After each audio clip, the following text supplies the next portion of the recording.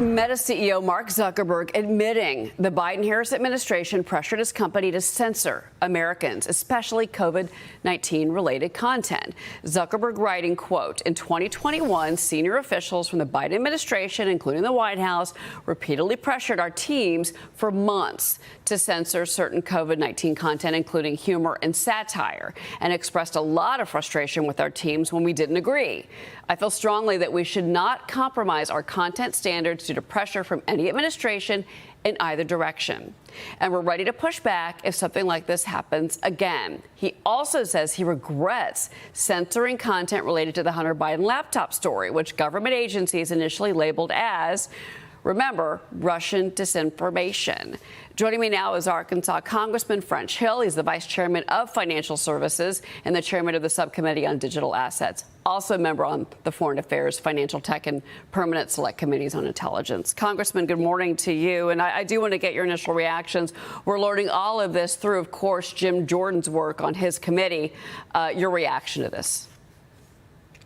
Cheryl, I'm shocked that the Biden administration somehow was pressuring social media platforms to censor information about COVID or Hunter Biden. I mean, who believes that that's stunning information? What I'm grateful for is that Jim Jordan of the House Judiciary Committee has been relentless in getting to the facts and uncovering this situation. And the question, what is the policy response? We don't want censorship out there skewing information that Americans need to have, vital information about choices on COVID-19 or the charade before the 2020 election, where some of our top former intelligence officials were essentially useful idiots by a disinformation campaign, not from the Russians, but from the Biden campaign. And so these social media platforms have got to honor their commitment to the American people as a free and open space. What do you make about the fact that these senior officials, again, from the administration and from the White House, were putting on the pressure? What is the next step in this?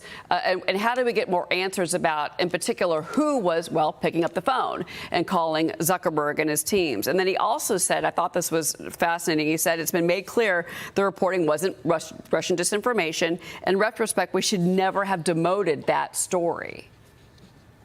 Yeah, no, exactly. That doesn't mean that Russians and North Koreans and Iranians aren't trying to spread rumors and pit one American against the other on social media. That happens. But this was an unprecedented action by the Biden campaign calling people. So I hope Jim Jordan and the Judiciary Committee do their job, continue to have oversight hearings on this and get to the bottom of it and make a recommendation of what the penalties are when people act inappropriately at this concentrated power source, which has become big tech. I want to talk about the vice president now. Harris is vowing to support the middle class and her, well, still kind of light on details economic plan. But this includes a federal ban on so-called price gouging. Politico is reporting now that Hill Democrats are secretly telling anxious allies that the plan is never going to pass through Congress, through you. And then a New York Fed analysis conducted before she revealed her plan shows that rising profit margins are really not to blame for food inflation. Instead, the survey says it was surging commodity prices. It was wage increases for grocery workers.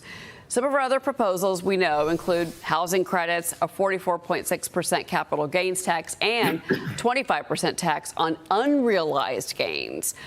Massachusetts Senator Elizabeth Warren touting Harris's plan when she was on the campaign trail recently in Wisconsin. Watch. Kamala actually has economic plans. I know. When you're up against Trump, that's a little... it tells you the playing field doesn't look quite the same. And her idea of a fairer tax system is we cut taxes for working people, we cut taxes for families with brand new babies, and we make the billionaires pay their fair share to run this. Kamala Harris says, I'm going after the housing problem head on. Kamala is ready to take on grocery prices. She's going to take on those companies that are just out there price gouging. To be clear here, we're talking about $5 trillion in tax increases over a decade. And the bigger question is, where does that come from? They say, well, we're going to go after the wealthy. We know, because we've seen this play out before, that it does end up impacting the middle class and the lower class. And if you're talking about raising the corporate tax rate, what is a corporation going to do? They're going to move to Ireland. And we saw that happen before. Cheryl, I mean, let's start with Elizabeth Warren, Senator of Massachusetts, former bankruptcy professor at Harvard Law School. So she's an expert in bankruptcy, and she's on her way to bankrupting a lot of families in our country with endorsing illiterate economic policies like that have been offered by Kamala Harris. These are just warmed over bad ideas from both Democratic administrations and some Republican administrations. Richard Nixon tried price controls. They don't work.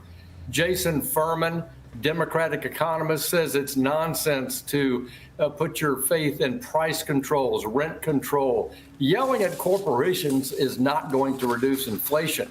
Stopping radical spending like the Biden-Harris administration has done is a good start at stopping inflation. And let's unleash American investment and technology by having an all-of-the-above energy strategy. You want to cut jobs, cut investment, hurt the economy, try a 44% capital gains tax. That's ridiculous. And then every American who owns anything says, oh, you want to tax my unrealized capital gain on my farm, on my stocks? What happens when the farm price goes down the next year or the stock price goes down the next year? Do I get my money back? It's just ridiculous. And it demonstrates Harris has no understanding of the market economy that is the United States. Yeah, well, in particular, talking about, I mean, many of these grocery companies, John Catsimatidis, have come and pushed back and said, absolutely, look, that's, we're a 1% to 2% profit margin business. This is the grocery industry. And our input costs, our producer price costs, which we do the data on the show, by the way, he has said, and many companies have now said, this is not why you've seen food inflation. I do want to move on with you, though, to the migrant crisis, because that right now is putting further economic strain on housing and on transport prices for Americans. Now, Kamala Harris is touting her affordable housing plans. The state of Oregon is offering only non-U.S. citizens now a $30,000 grant for first-time homebuyers. That's funded by the taxpayers of that state. And then if you look at Massachusetts, 150 public school students are going to have no school bus service.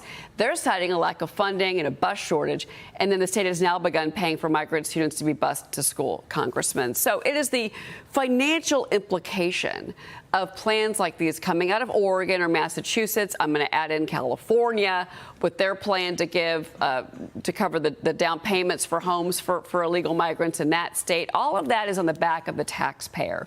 When do these states and these voters start to push back?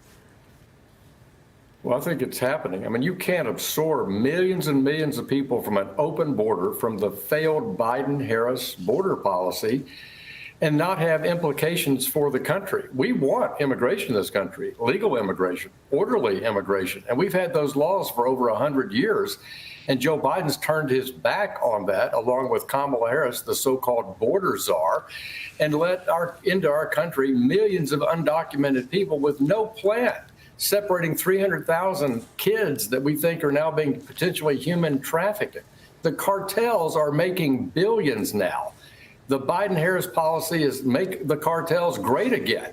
They're earning billions of dollars a month in this human trafficking business, just setting records again in the Tucson corridor. Excellent Fox reporting there of 17,000 migrants crossing in just a short period of time, setting a new record in that corridor.